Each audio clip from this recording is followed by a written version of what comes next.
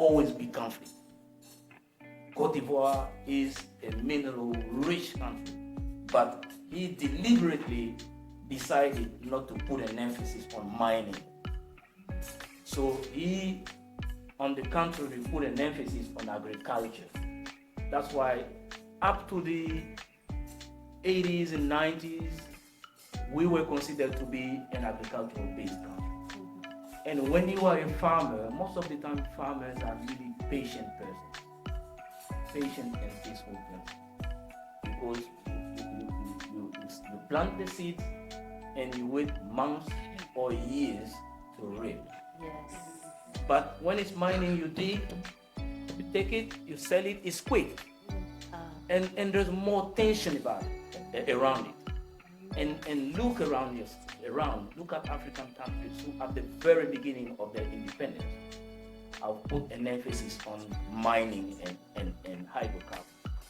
Most of them experience conflict, civil war, because of big powers, big heads pulling the strings.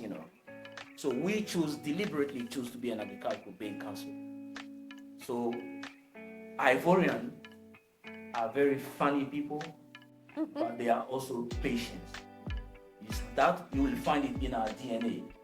We are very patient and open country. And because we wanted to be an agricultural-based country, we open ourselves, President Felix Houphouët-Boigny opening our country to foreigners. And today we are around 30 million inhabitants, but 26% of the population of Cote d'Ivoire is foreigners. A quarter of the population. That's why I sometimes say that we are a little United States of America. Because you will find 60 tribes from the Ivorian population, but you will find, immigrants from surrounding countries. Almost 5 million from Burkina Faso, 3 million from Mali, Ghana, Lebanese. You have around 1 million Lebanese living in Cote d'Ivoire now.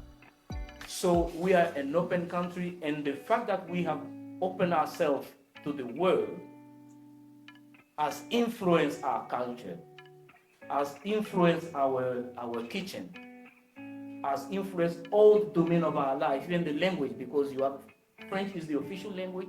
More and more people are speaking English now, but we have our own slang language, a kind of slang that we call Nushi.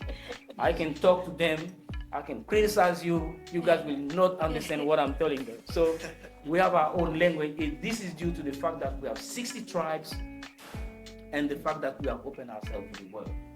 If you go to Cote d'Ivoire, we experienced a post-election crisis, but it took only months to the president to rebuild the country, just because the foundation was strong.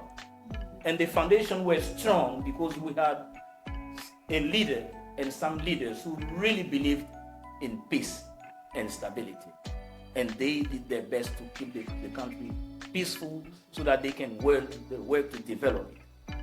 So early 80s, early 90s, there was some external shock on the commodity market. So it impacted our national income and our budget. So we decided to slightly open our economy to mining, energy, hydrocarbon, slightly. And also services, especially IT. That's what we've been doing over the last, I would say, 20 years now. And I can say that we are successful. And we are among the 10 fastest growing economy in Africa, and the second economic powerhouse after Nigeria in the sub-region. And among the 8 French-speaking countries, the West African Economic Monetary Union, Cote d'Ivoire represents 40% of the GDP, which tells you that economically we are strong, culturally we are strong, because we open, we are influenced by others, but we also influence most of the big names of entertainment in Africa.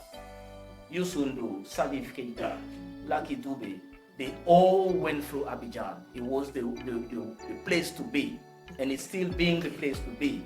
because people are successful, but they want to go to Abidjan, the like of Koffi Olomide, Burna Boy, So culturally, entertainment-wise, is the place to be. You guys will be the leaders, political leaders, CEOs, teachers, so that you can also, in your turn, have the opportunity to talk about these simple but very important values. So this is my closing remark. I know I haven't said everything, but I want to give you the opportunity to ask me questions. And by the way, you're not coming to learn from me. We're coming to learn from one another. And my colleagues there will also take the floor, if they want to take the floor, to say things that I may have forgotten. Please feel free to talk. Don't be shy. Feel free to talk. Learn from me, because I want to learn from you. Thank you.